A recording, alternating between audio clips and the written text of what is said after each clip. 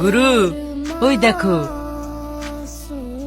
চল মালটাকে নিয়ে একটু মজা করা যাক। কিন্তু গুরু, ও তো ছোটনের গার্লফ্রেন্ড। ছোটন? ওষুধ দেখুন আমার। চল তোরা। তুই আমাকে মারলি? এই চল। এই, থাম ছোটন, কাজটা তুই ঠিক করলি না। এর পরিণাম অনেক ভয়ঙ্কর হবে। এই চল। কি দরকার ছিল ওদের সঙ্গে শত্রুতা করার? তোমাকে কেউ স্পর্শ করবে, এটা আমি কখনোই সহ্য করতে পারবো না, তাই এটা আমি করলাম।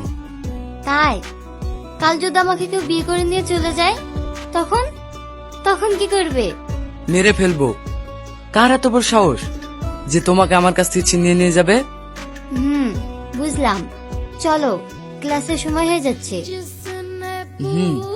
চলো। সে নাড়ু কাটা ছোটনকে দিয়ে তো বাপ, ও খুব খেতে ভালোবাসে। ঠিক আছে মা, যাচ্ছি। ওর পড়াশোনা এখন কেমন চলছে জেনে এসো তো।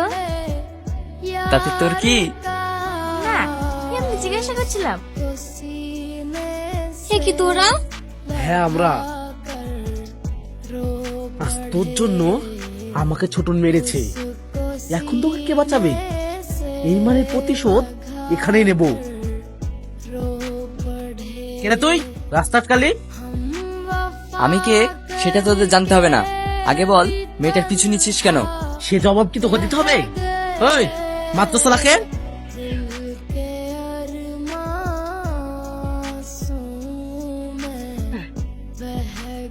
আপনাকে অনেক ধন্যবাদ আমাকে বাঁচানোর জন্য।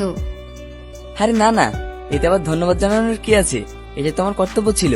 আর কোনো ভয় নেই, আপনি এখন যান। আরে সোহেল, তুই কি রে, কি করছিস? এই তো সবে মাত্র কলেজ থেকে বাড়ি আসলাম, আয় বস। চাচি ভালো আছেন? ভালো আছি। তোর মা কেমন আছে? হ্যাঁ ভালো আছে। এই নেন চাচি, মা আপনাদের জন্য নাড়ু পাঠিয়েছে। সোহেল, তুই বস, আমি চা করে নিয়ে আসি। না চাচি, আজকে একটু কাজ আছে। ছোটন থাক তাহলে, আমি আসছি। এই সোহেল শোন, কালকে একবার আমার সঙ্গে তেজপাতে দেখা করিস, তোকে একটা সারপ্রাইজ দেব, ঠিক আছে? ছোটন জানো, কালকে আমার খাবার টনিরা আটকিয়েছিল। কি? হ্যাঁ। ছোটন বস। আরে আপনি ভালো আছেন?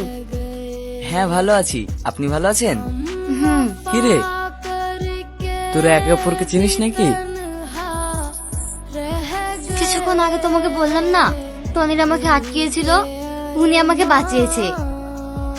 ছোটন বল, কি সারপ্রাইজ দেবো বলে ডাকলি? হ্যাঁ, এদের নাম শাবনূর, আমরা দুজন দুজনকে অনেক ভালোবাসি।